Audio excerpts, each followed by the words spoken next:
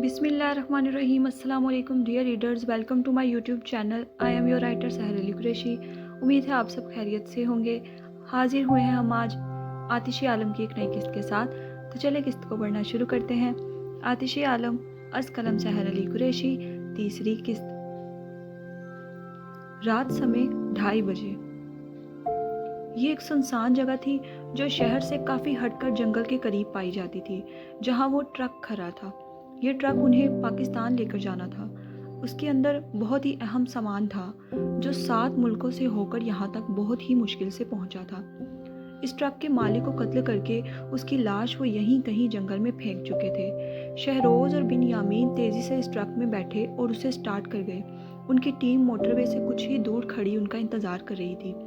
Yahoo, mission successful! Shahroz खुशी से चिल्लाया। अभी इतना खुश मत हो, हमने मोटरवे क्रॉस नहीं किया अभी। बिनयामीन ने उसे डपटा और आहिस्तगी से ड्राइव करता रहा। अभी चंद मिनट ही गुजरे थे कि अचानक वो ट्रक उसके आपे से बाहर हो गया और वो उसे हैंडल नहीं कर पा रहा था। बिनयामीन ने स्टीयरिंग को दाएं बाएं घुमाया, गियर चेंज करके उसे कंट्रोल करने की कोशिश की, मगर बेसूद। ट्रक हिचकोले खाने लगा। शहरोज़ ने परेशान होकर ट्रक से गर्दन बाहर निकालकर नीचे टायर को देखा तो वो पंक्चर हो गया था। उसके साथ ही धमाका खेज आवाज़ फिजा में गूंजी और ट्रक के दोनों पिछले टायर ब्लास्ट हो गए। तेज धमाके और झटके से ट्रक एक तरफ को उलट गया। बिनयामीन और शहरोज़ खौफ से चिल्लाए। एक तरफ लुढ़के ट्रक से वो बमुश्किल अपनी जान बचाकर बाहर निकले। उन्हें काफ़ी चोटें आई थीं। वो फ़ौरन अपनी टीम को कॉल करने लगे ताकि दूसरी गाड़ी का इंतज़ाम करके वो तमाम सामान जो उस ट्रक के अंदर मौजूद था उसे शिफ्ट करके वो वक्त पर अपनी मंजिल तक पहुंच सके। मगर इससे पहले वो कॉल करते उन्हें बुलाते ट्रक का ऑयल लीक होने लगा था और पल में रात के अंधेरे में ज़मीन चमकने लगी और सारी ज़मीन उससे भर गई क्योंकि उसका टैंक फट गया था। नहीं नहीं नहीं नहीं, ऐसा नहीं हो सकता, हम बर्बाद हो जाएंगे, ऐसा नहीं हो सकता, या अल्लाह प्लीज़ नहीं। बिनयामीन अपने बाल नोचते हुए कहता आखिर में चीखने लगा। जल्द ट्रक में आग लगने वाली थी जिसकी सबसे बड़ी निशानदेही ये ऑयल का लीक होना था। बिनयामीन आगे बढ़कर पीछे मौजूद सारा सामान उतारने लगा था जो कि एक नामुमकिन सा अमर था। इससे पहले वो ट्रक के ऊपर चढ़ता, शहरोज ने उसे कमर से थाम कर रोका। क्या कर रहे हो बिनयामीन, पागल हो गए हो क्या? शहरोज उसे ज़बरदस्ती घसीटता दूर ले गया। छोड़ दो मुझे शहरोज, छोड़ दो, मैं आग लगने से पहले हर चीज़ बाहर निकाल लूँगा। वो पागल होता उससे अपना आप छुड़वाने की कोशिश कर रहा था। छोड़ दो मुझे, वरना सब बर्बाद हो जाएगा। हाथ मुझे जान से मार डालेंगे, मेरी ज़िंदगी बर्बाद हो जाएगी। मेरी बहन कहाँ जाएगी? उसका मेरे अलावा इस दुनिया में कोई नहीं है। छोड़ो मुझे। वो रोता बिलखता उससे अपना आप छुड़वाने की मुसलसल कोशिश कर रहा था। इस मिशन की सरबराही बिनयामीन को सौंपी गई थी क्योंकि वो उसका ख़ास आदमी था, इसलिए सज़ा भी उसी को मिलनी थी और यही हाथ बिन राफ़े आलम का असूल था। और फिर उनके देखते ही देखते चंद ही सेकंड में आग के शोले से भड़कने लगे और उस आग ने पल में पूरे ट्रक को अपनी लपेट में ले लिया। वो जो अपने 7 सालों का सबसे बड़ा मिशन सरअंजाम देने आए थे, फटी आंखों के साथ सख्ते की हालत में अपनी नाकामी को देखते रह गए। ये शायद सज़ा थी उस बेकसूर ड्राइवर की जान लेने की, मगर उनके पास उसे मारने के अलावा और कोई रास्ता ना था क्योंकि वो उनके चेहरे देख चुका था। वो दोनों बुलंद आवाज़ में चीखने लगे। पूरा ट्रक आग की लपेट में आ गया और जलकर खाक होने के करीब था। हाथ हमें नहीं छोड़ेंगे, अब आगे सिर्फ हमारी मौत है, शहरोज ने रोते हुए ज़ेरे लब सरगोशी की। बिनयामीन ने तड़प कर उसे देखा। वो ऐसा नहीं कर सकते, हमने जानबूझ के कुछ भी नहीं किया, ये सिर्फ एक हादसा था, उसने तकलीफ से कहा। चेहरे पर खौफ ही खौफ था हाथ बिन राफ़े आलम का। ये हादसा नहीं, तुम्हारी लापरवाही ही थी, ये सब तुम्हारी वजह से हुआ है। मैंने तुम्हें कहा था ये रास्ता ठीक नहीं, और एक बार इस ट्रक को अच्छी तरह चेक कर लेते हैं। मगर तुमने मेरी बात नहीं मानी, शहरोज ने उसे पीछे को धक्का देते चिल्लाकर कहा। बिनयामीन ने गैर यकीनी से उसे देखा। मैं कह दूंगा हाथ से कि ये सब महज तुम्हारी वजह से हुआ है और वो मुझे नहीं मार सकता। वो दीवानावार बड़बड़ाता हुआ रोता मौत के खौफ से तड़पने लगा था, जबकि बिनयामीन बस खामोशी से उसकी गैर होती हालत देखता रहा। शहरोज, मेरे दोस्त, मेरी बात तो सुनो। अपने दिल की तकलीफ को नज़रअंदाज करता बिनयामीन उसको संभालने लगा, मगर शहरोज ने उसके हाथ झटक दिए। दूर रहो मुझसे, हाथ मत लगाओ मुझे। تمہارا کیا ہے؟ تمہاری تو صرف ایک ہی بہن ہے اور کوئی آگے پیچھے نہیں، مگر میری بیٹی ہے، بیوی ہے، ماں ہے، میں مر نہیں سکتا، سمجھ گئے تم؟ وہ چیخنے لگا۔ بنیامین نے دکھ اور بے یقینی سے اس کی بات سنی۔ یہ وہ کیا کہہ رہا تھا؟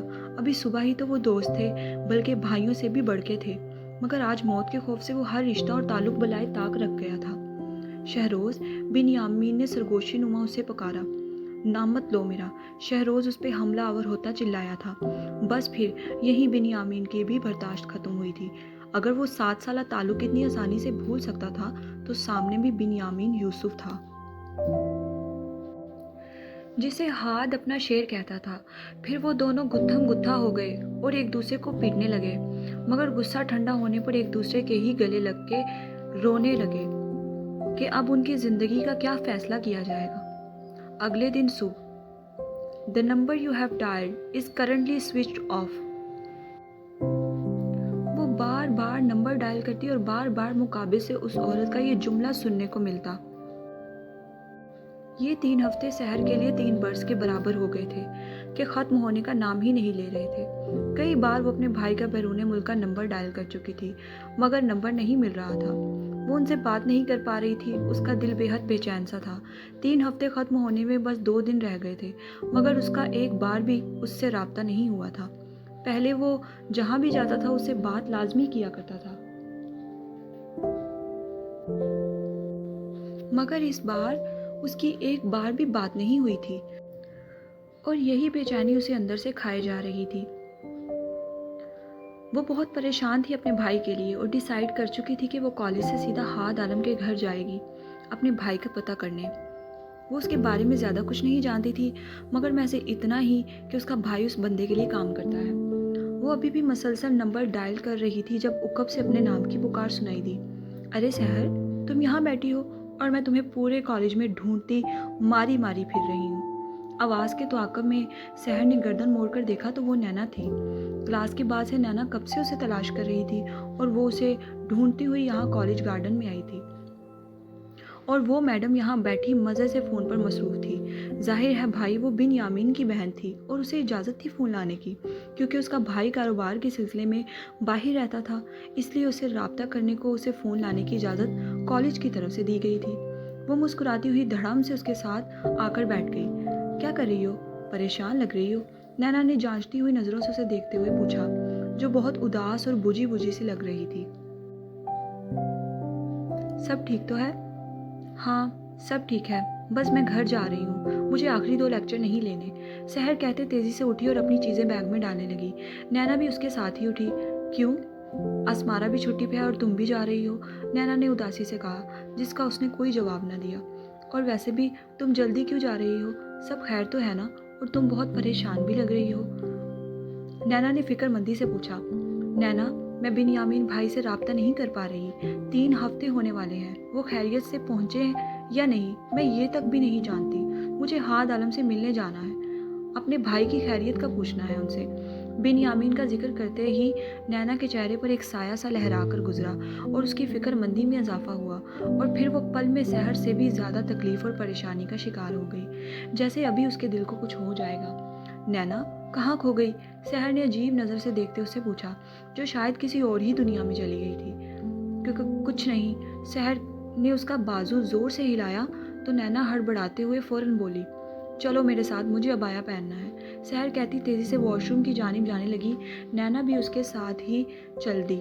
کچھ دیر بعد باہر آئی، جہاں نینا پہلے ہی اس کا بیگ اور دیگر چیزیں لیے کھڑی تھی۔ سیاہ حجاب اور سیاہ ہی عبایا پہنے وہ باہر آئی۔ پھر اس نے نینا سے بیگ لے کر دونوں کندھوں پر پیچھے سے پہن لیا اور کچھ کتابیں بھی اس سے لے کر بازو میں پکڑ لیں۔ "اپنا خیال رکھنا اور مجھے فون کر کے بتا دینا." نینا نے فکر مندی سے کہا۔ سحر سر ہلاتی ہوئی باہر کی طرف بڑھ گئی۔ پیچھے نینا فکر مند آنکھوں سے اسے جاتا دیکھتی رہی۔ ایک چہرہ تھا جو اس کی آنکھوں میں مسلسل بسا سا تھا، اور وہ دل میں اس کی خیریت کی دعا کر رہی تھی۔ سحر جیسے ہی گیٹ سے باہر نکلی، اقبال چچا باہر ہی گاڑی لیے کھڑے تھے، جنہیں کال کر کے وہ بلا چکی تھی۔ "السلام علیکم اقبال چچا، کیسے ہیں آپ؟" ہمیشہ کی طرح سحر نے ادب سے سلام لیتے ان کی خیریت پوچھی۔ "وعلیکم السلام میری بیٹی، میں بالکل ٹھیک ہوں۔" اقبال نے اس کے لیے گاڑی کا پچھلا دروازہ کھولا اور وہ بیٹھ گئی۔ "ہم ہاد عالم کے گھر جا رہے ہیں، گاڑی اس طرف موڑ لیں۔ बैठते ही उसने इकबाल के सर पर धमाका किया था। हाथ साहब के घर? मगर क्यों बेटी? उन्होंने परेशानी से पूछा। मुझे भाई के बारे में दरियाफ्त करना है। मेरा 3 हफ्तों से उनसे राब्ता नहीं हुआ और ना ही उनके लौटने की कोई खबर है। शहर ने आगे होते नम आंखों से उन्हें देखकर बताया, जो शीशे के जरिए उसे ही देख रहे थे। तो क्या हुआ बेटा? इसमें परेशानी वाली कौन सी बात है? पहले भी तो वो जाते हैं और फिर सही सलामत लौट भी आते हैं। अब भी इंशाल्लाह खैरियत से लौट आएंगे। फिक्र मत करो, इकबाल ने उसे समझाना चाहा। पहले की बात और थी चचा। पहले वो जाते थे तो राब्ते में रहते थे और वो हफ्तों के लिए कभी नहीं गए। और अभी मेरी 3 हफ्तों से बात नहीं हुई। बस आप मुझे हाद आलम से मिलवा दें। बेटी, हाद साहब मुल्क में नहीं है। आप किससे मिलेंगी और किससे पूछेंगी? उन्होंने इस सड़ फिरी लड़की को देखकर कहा, जो अब कह चुकी थी तो वहाँ जाकर ही दम लेती। तो कोई बात नहीं, उनका कोई मैनेजर, पीए कोई तो होगा ना वहाँ। मुझे बस जाना है, आप ले चलें। शहर ने जिद और संजीदगी से कहा। चेहरे पर फिक्र ही फिक्र और परेशानी थी अपने भाई को लेकर। पर बेटी, उन्होंने फिर से उसे रोकना चाहा। इकबाल चचा, क्या आप चाहते हैं कि मैं खुद चली जाऊं? अब शहर ने इमोशनल अत्याचार करना मुनासिब समझा और फिर उसके साथ ही उसने देखा इकबाल चचा को गाड़ी दूसरे रास्ते पर डालते, जिससे इस आफत की पुड़िया ने सुख का सांस लिया था और सर पीछे सीट की पुश्त से टिका लिया। मैं बिनियामिन भाई को बताऊंगी कि आपने मुझसे मिन्नतें करवाई वहां ले जाने के लिए। बैग से किटकैट चॉकलेट निकाल कर खाती वो मासूमियत से बोली। इकबाल ने अचंभे से उसे देखा। आपने कब मिन्नत की? अरे अरे, देखो तो भाई, उम्र के साथ साथ आपकी याददाश्त कितनी कमज़ोर होती जा रही है बिलाल। इकबाल चचा, वो तेजी से सीधी होती, जानों पर हाथ मारकर किसी उधेड़ उम्र औरत की तरह अफसुर्दगी से गोया हुई, जिस पर इतनी सीरियस सिचुएशन में भी इकबाल हंसने लगे। पहली बात, आपने मेरी कोई मिन्नत नहीं की, बल्कि अकेले जाने की धमकी देकर मुझे वहाँ ले जा रही हैं। और दूसरी बात, अगर आप बिन्यामीन बेटे को ये बात बता भी देंगी तो वो मुझे कुछ नहीं कहेंगे। उल्टा आपको ही उनसे खड़ी खोटी सुनने को मिलेगी कि आप वहाँ क्यों गई। इकबाल ने उसकी इत्तला में इजाफा किया और उसकी खुशफहमी को दूर करने की नाकाम सी कोशिश। हा हा हा हा, सवाल ही पैदा नहीं होता। दूसरी तरफ कहका लगाकर कहती वो उनकी बात हवा में उड़ा गई, जबकि इकबाल तासुब से सर झटकते रह गए और गाड़ी हाथ साहब की कंपनी की तरफ लेकर चल पड़े। तकरीबन पौने घंटे की मुसाफत तय करने के बाद वो हाद आलम की कंपनी पहुंचे, जो कि इतनी बड़ी ना थी। ये कंपनी 5 माला इमारत पर मुश्तमिल थी। शहर ने बेतासुर नज़रों से इमारत को देखा, जिस पर एच ए बिल्डर्स लिखा हुआ था। एच फॉर हाद और ए फॉर आलम। बिल्डर्स मतलब मिस्त्री। शहादत की उंगली थोड़ी पर टिकाए वो उस इमारत को देखती उन लफ्ज़ों से क्या नाम बनता है ये उखस करने लगी। ये हाद आलम मिस्त्री है क्या? गाड़ी से बाहर निकलकर शहर ने इकबाल को देखते पूछा, जिस पर उन्होंने बामुश्किल अपना कहका जब्त किया। पर भाई ने तो कभी नहीं बताया कि वो मिस्त्री का काम करते हैं। उन्होंने तो कहा था वो एक गैंगस्टर है। वो कदरे बुलंद आवाज में पूछ बैठी थी। श्श, आहिस्ता बोलो लड़की। इकबाल हड़बड़ाते हुए फौरन होंठों पर उंगली रखकर उसे खामोश करवा गए और घबराते हुए आसपास देखने लगे कि किसी ने कुछ सुना तो नहीं। फिर भाई ने तो कहा था कि वो एक गैंगस्टर है, मगर यहाँ तो मिस्त्री लिखा है, वही जो घर वर तामीर करते हैं। अब उसने आगे को होते सरगोशी नुमा पूछा, मतलब वो शहर ही क्या जो खामोश हो जाए। वैसे ये गैंगस्टर कैसे होते हैं? क्या जैसा फिल्मों में दिखाते हैं वैसे होते हैं, या ये हाद आलम कोई बुढ़ा आदमी होगा? शहर बेटी, क्या आपने भाई के बारे में इंफॉर्मेशन नहीं लेनी? उसकी गौर अफसानियां सुनते इकबाल ने तासुफ से पूछा। ओ हाँ, उस हाद आलम के चक्कर में मैं तो भूल ही गई थी कि मैं यहाँ अपने भाई के लिए आई हूँ, किसी हाद मिस्त्री के लिए नहीं। जबकि वो दूसरी तरफ इकबाल महज सर झटक के रह गए। सर पे हाथ मारती वो तेजी से अपना बैग उतारकर गाड़ी में रखती फोन पकड़कर इमारत के अंदर जाने लगी। आहिस्ता बेटे, मेरे साथ साथ रहो, इकबाल ने शफकत से कहा। शहर ने जैसे ही इमारत के अंदर कदम रखा उसे लगा वो बैरूने मुल्क आ गई है, क्योंकि बाहर से दिखने वाली ये फटीचर सी इमारत अंदर से बला की खूबसूरत डिज़ाइन की गई थी। वाह, काबिले तारीफ, उसने ज़ेरे लब कहा और इकबाल के तुआक्क में जाती रही। फिर वो एक दफ्तर के पास रुककर नॉक कर गए, जबकि शहर की नज़रें अभी भी इर्द गिर्द के इंटीरियर डिज़ाइन पर थीं। कमिन की आवाज़ पर इकबाल उसे लेकर अंदर दाखिल हुए। शहर अंदर दाखिल हुई तो अंदर दफ्तर में एक 40 साला आदमी स्याह सूट पहने बैठा था। अस्सलाम वालेकुम, इकबाल और शहर ने एक साथ सलाम कहा, मगर शहर की आवाज़ सरगोशी नुमा थी। वालेकुम अस्सलाम, उस शख्स ने आहिस्तगी से जवाब दिया और नज़रें सहर पर टिका दी। वहीद सर, ये बिन्यामीन सर की छोटी बहन है। उस शख्स ने सुनकर सर हिलाया। इन्हें आपसे कुछ बात, मुझे हाद आलम से मिलना है। इससे पहले इकबाल अपना जुमला मुकम्मल करते सहर बोल उठी। इकबाल ने तासुब से इस लड़की को देखा जो कब क्या बोल दे कोई नहीं जानता था। उन्होंने उसे टालने को बोल दिया था कि हाथ बैरूने मुल्क है ताकि वो यहाँ ना आए, मगर वो फिर भी आ गई थी और अब उसकी उल्टी सीधी हरकतें कोई और ही मसला ना खड़ा कर दें। इकबाल, आप जाएं बाहर, मैं बात कर लेता हूँ, उस शख्स ने मसनूई मुस्कुराहट चेहरे पर सजाकर कहा जो फिल वक्त सहर ना समझ सकी। इकबाल उसे कभी भी उस शख्स के साथ नहीं लाना चाहते थे, उस शख्स के सामने नहीं लाना चाहते थे, क्योंकि वो जानते थे कि उसकी नज़रें किस किस्म की हैं। मगर हाद बिन राफी आलम से मिलना इतना आसान न था, इसलिए सहर की ज़िद पर उसे यहीं ले आए। उनके मैनेजर वहीद मलिक के पास वो किसी तरह का आदमी है ये हाद आलम भी जानता था, मगर उसे बस काम से मतलब था जो वो आला तरीन अंदाज में करता था, इसीलिए वो मैनेजर के ओहदे पर फाइज था। इकबाल ने परेशानी से उस लड़की को देखा जो मजबूत नज़रें लिए खड़ी थी। वो मजबूती जो उसके भाई से मिली थी। बहरहाल उन्होंने ये कहकर दिल को तसल्ली दे दी कि ये जानते हुए कि वो बिन यामिन की बहन है, सहर के साथ शायद वो कोई ओछी हरकत करने की कोशिश नहीं करेगा। फिर इकबाल खामोशी से बाहर चले गए। बैठ जाएं। इकबाल के जाते ही उस बंदे ने सहर को बैठने को कहा। वो कुर्सी घसीट के बैठ गई। स्याह हिजाब में लिपटा ये सफ़ेद चेहरा बहुत ही खूबसूरत था, ऐसा उस शख्स के दिल और आंखों ने कहा। नाम क्या है आपका? उसने मुस्कुराकर पूछा। आपको इकबाल चचा ने अभी तो बताया कि मैं बिन्यामीन की छोटी बहन हूँ, तो नाम से क्या मतलब है आपका? इतना जानना काफ़ी नहीं है क्या?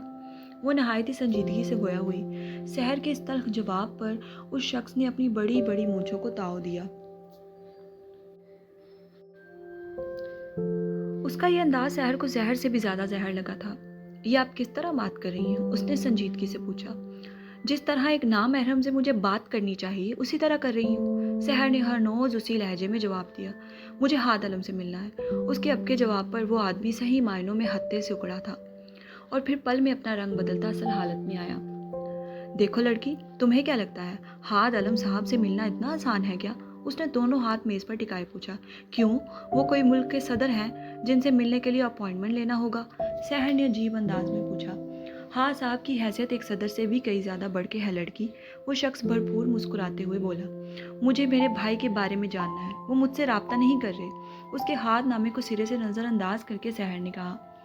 उसकी आंखें भाई के जिक्र पर पल में नम हुई थी, मगर वो फौरन गहरा सांस लेकर आंसू अंदर खींच गई थी। उस आदमी के आगे कतई रो नहीं सकती थी। उस मंजर को सामने वाले ने बड़ी बेबाकी से देखा था। फिर वो कुर्सी से उठा। खैर, क्या लेंगी आप? चाय, कॉफ़ी, जूस, सॉफ्ट ड्रिंक या फिर? वो रुका और थोड़ा सा सहर की तरफ झुकता हुआ बोला, या फिर हमारा दिल। उसकी बात पर सहर की आंखें गुस्से से फैली और वो फौरन कुर्सी से उठी। ये आप क्या बकवास कर रहे हैं? वो नहायत गुस्से से बोली।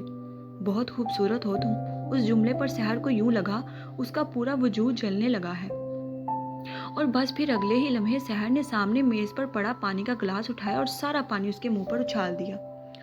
अपनी बेहुदा बकवास अपने पास रखो और ये बताओ मेरे भाई कहाँ हैं? वो चिल्ला उठी थी। तुम्हारी इतनी हिम्मत? वहीद मलिक भी पागल बना अपना चेहरा साफ करते चिल्लाया था। वहीद मलिक को उस लड़की से इस दीदा दिलेरी की उम्मीद न थी। वो आग बगोला हो गया था। मर गया है तुम्हारा भाई, जो उसने किया है अन करीब मौत ही उसका मुकद्दर होने वाली है। फिर वो शैतानी हंसी हंसा गोया हुआ था और उसके साथ ही सहर की ओर बढ़ा था। ये जुमला था कानों में फूका गया सूर या पिघलता हुआ शीशा, वो समझ न सकी। तुम्हारी हिम्मत कैसे हुई मेरे भाई के बारे में ऐसे बात करने की?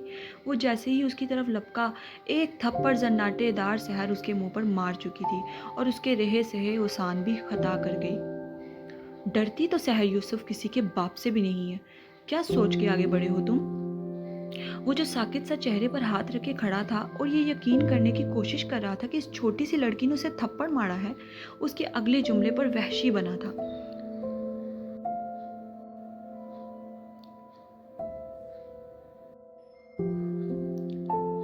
मैं तुम्हें जान से मार डालूंगा साली। वो धाड़ते हुए दोबारा आगे बढ़ा था, उसे पकड़ने की गर्ज से। उसके इस तरह धाड़ने पर सहर का दिल एक बार गैर मामूली तौर पर धड़का था। फिर उसने मजबूत बनते बिना सोचे समझे साइड में पड़ा वास उठाकर उसके सर पे दे मारा। आह! वो कुड़ाता हुआ ज़मीनबोस हुआ था और उसकी पेशानी से तेज़ खून की लकीर निकली थी।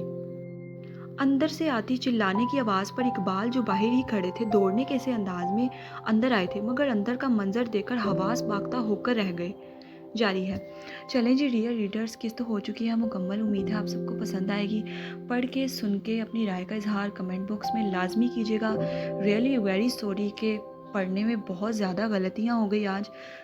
कोशिश करूँगी आइंदा ऐसी गलती ना की जाए। काइंडली दरगुजर कीजिएगा और अपनी राय का इजहार लाजमी करें। नए आने वाले लोग मेरे चैनल को सब्सक्राइब करें और मुझे बहुत ज़्यादा सारा सपोर्ट करें। मुझे दें इजाज़त, जल्द इंशाल्लाह हाजिर होंगे एक नई किस्त के साथ। अल्लाह हाफिज़।